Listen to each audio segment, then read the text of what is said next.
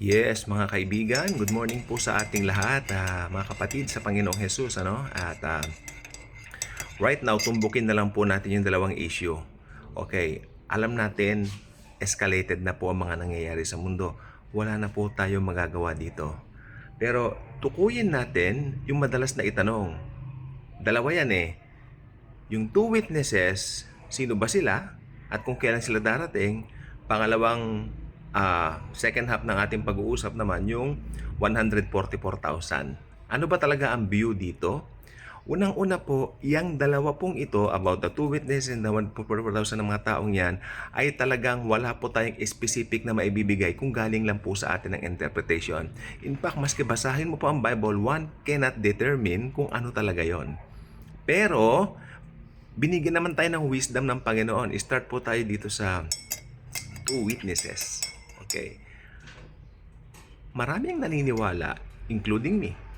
Hindi naman po nabago ang view ko dito na ang two witnesses po talaga ay si Elijah, no? Si Elias, tsaka si Moises. Moises and Elijah, no? Silang dalawa po talaga.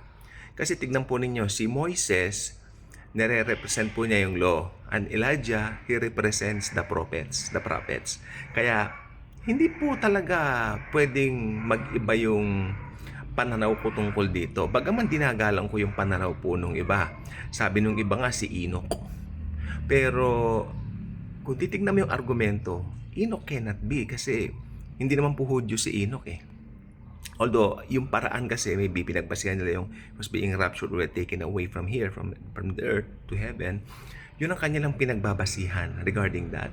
Pero titignan mo kasi yung lakas ng argumento. Kasi tignan po ninyo, nakalagay po doon sa Book of Revelation, magpapaulan ng apoy yung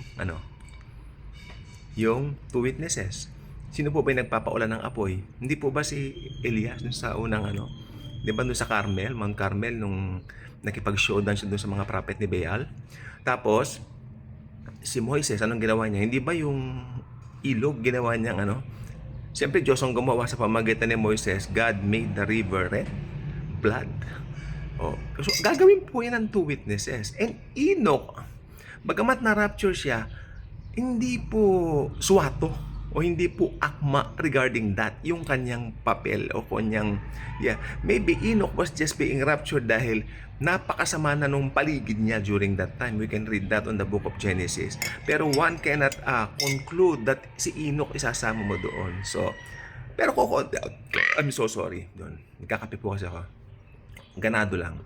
One cannot conclude just because may nakita kang parang na-rapture and all that. Okay. Si Moises, what happened to him? Ayan, ito po yung isang argumento.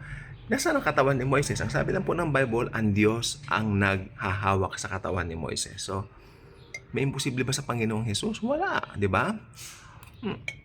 One cannot argue regarding things na napaka daling makita. Pangalawa, one cannot argue about things na napakahirap i-interpret. Pero ito po kasi, madali lang po siyang i-interpret about the two witnesses. At kung ano man ang nyo, ginagalong ko po yun. Pero napakalakas po talaga ng argumento regarding doon sa gawain ng two witnesses. Ngayon, kailan ang timing ng paglabas ng dalawang ito? Okay. Talagang maliwanag po ang two witnesses, lalabas po talaga in the beginning ng tribulation. Doon sa first 3.5 years, doon sila lalabas. Sapagkat doon sa kalagitnaan, doon po sila pupuksain ng Antikristo. Remember, yung Antikristo makikita ang kanyang kasamaan sa second and a half. Sa kaya papanik doon sa sasampa siya roon sa trono ng kataas-taasan at sabihin niya, he will declare himself as God. Ayan po ang gagawin ng Antichrist. And during that time, ipapapatay po niya itong two witnesses. Remember, yung Antichrist po, mapapatay po siya. At pag namatay yung Antichristong yan, mabubuhay siya sa harapan ng maraming tao, kaya marami siyang malilinlang. Marami siyang malilinlang, babangon siya. Kaya maraming magwo-worship sa kanya. Pero sa awat habag ng Panginoong Hesus, marami rin pong maliligtas during that time. Pero iba lang ang paraan ng pagliligtas. Alam na po niyo kung paano. Not by the blood of Christ anymore, but by their own blood. Dahil dyan po ibang dispensation na po yan. So, punta po tayo sa pangalawang usapin. Ito ako rin po medyo dito.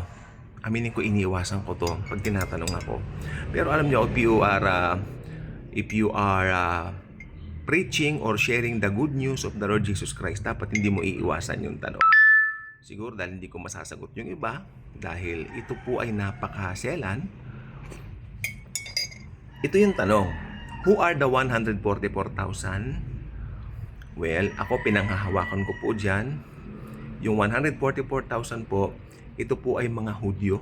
No? They are Jews na maliligtas during that time. At sila po ay gagawa ng gawain ng Panginoon. Yun lang po. Meron naman pong ibang interpretation na yung mga babies na ipinapatay ni King Herod, very rare lang po ito. Narinig ko lang po dun sa dating pastor namin, he shared it one of our mentorings. Kasi yung kung titignan mo raw sa Google, kung ilan yung ipinapatay ni Herod na mga sanggol na lalaki, it sums up to 144,000. So, dadamitan daw ng Panginoon yun during that time. Dahil anyway, yung pagkamatay ng mga sanggol na yun ay si Jesus ang kadahilan. Dahil ipinapatugis ni Herod si Jesus Christ at hindi nila nakita si Jesus Christ. Kaya mga babies na yon, 2 taon na bata pababa. Kasi nandun si Jesus Christ, nandun yung edad niya eh. Di ba? Si Jesus Christ pinanganak. O si Jesus Christ pinanganak, sabihin mo, pinanganak pa lang si Jesus, siguro yung si Jesus Christ during that time, mga 1 buwan pa lang siya. Pero si Herodes, masyado siyang sigurista. Patayin! 2 taon pababa para makatiyak siya. Pero hindi niya alam, si Jesus ay Diyos na nagkataong tao. Kaya iingatan siya ng Diyos Ama kahit anong mangyari. Dahil si Herod po talaga ay mangmang. No? Kaya maraming nadama. Ito po yung Niños Inocentes na ipinagdidiwang tuwing January. Kaya, sabi niya, yung mga Niños Inocentes, they will be the 144,000. Kasi if you are going to sum up, kung bibilangin mo, ilan yung ipapatay ni Herod na mga babies na lalaki, it sums up to 144,000. Kaya babuhayin daw sila ni Jesus during that time. Sa bagay, wala naman pong imposible sa Panginoong Jesus, babuhayin niya. Tapos may iba rin pong views na ito raw po yung church, ito raw yung combination ng church at ng Israel. So, madami po, mabubuwang ka pag titingnan mo mabuti. Pero ako pinangahawakan ko po talaga, may mga maliligtas doon sa remnant na mga panahon na yon at sila yung gagawing witnesses ng Panginoon. No? Yung po pinangahawakan ko. Ngayon, kung gusto mong paniwalaan yung tungkol sa mga babies, because it sums up to 144,000 also when you are Googling it, when you are going to Google it, it's up to you. Anyway, itong mga doctrines na ito, hindi naman po ito kaliligtas at hindi ikaw mawawala ng kaligtasan mo. Walang makawawala ng kaligtasan mo, kaibigan. Kung ikaw ay Kristiyano at nagtiwala sa Panginoong Hesus, walang makawawala ng iyong kaligtasan sapagkat nakadepende yan sa dugo ng Panginoong Hesukristo. Okay? So, ngayon, ito ang pinakamalaking tanong. Nandito na ba ang 2 witnesses? Ayan ang may nagsasabi. Wala pa po. Kasi hindi pa tayo nararapture.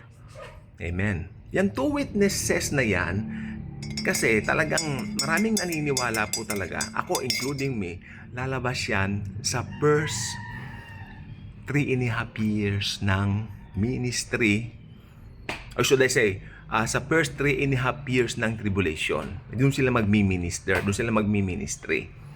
Amen? Kaya sasabihin nila, huwag kayong palinlang dyan, magaling na magsalita yan, yung halimaw na yan, sasabihin. Kasi during that time, maraming na-attract sa Antikristo, sa kanyang galing sa pananalita. Kaya, siyempre, malilin lang yung mga tao. Magaling siya magsalita. Kung ano man ang pangalan ng Antikristo, hindi po natin alam. At hindi na po natin malalaman. Because bago mangyari yan, ira-rapture na po tayo ni Lord Jesus. Aalisin na po niya tayo dito para pumasa kanya magpakailan-kailan paman. At napakabuti ng Panginoong Hesukristo sapagkat hindi niya hahayaan na magdanas ng tribulation ng kanyang mga anak. Yan ang stand natin na sa pre-trib rapture believer. Futurist pre-trib rapture believer. Yan lang po. You cannot present any views to me sapagkat kung i-entertainin mong ibang views, malilito-lito ka na. Hindi na po yung suwato. Okay? Ka-good vibes na ba kayo? Kung hindi pa, magkape muna tayo. Tapos, maging ka-good vibes na ba, clicking that subscribe button sa baba at i-share mo ang video ito kung na-bless ka. Alam ko na-bless ka. Imposible hindi ka na-bless sa mga natutunan mo ngayon. Na-share ko lang yung mga natutunan ko rin dati sa Bible School. And, That is something when you are listening to the Word of God. Kahit ano po yung nangyari sa paligid mo, iba ang kapangyarihan ng Word of God, the Bible. Because the Bible is Jesus. In the beginning was the Word, and the Word was with God, and the Word was God. And the Word became flesh and dwelt among us. That's Jesus Christ. The whole Bible is the Lord Jesus Christ. Kaya if you always read the Bible, nakikipagniig ka sa Panginoong Hesukristo on a daily basis. Maraming salamat po. Kape po tayo. God bless. Thank you, Jesus. Hallelujah.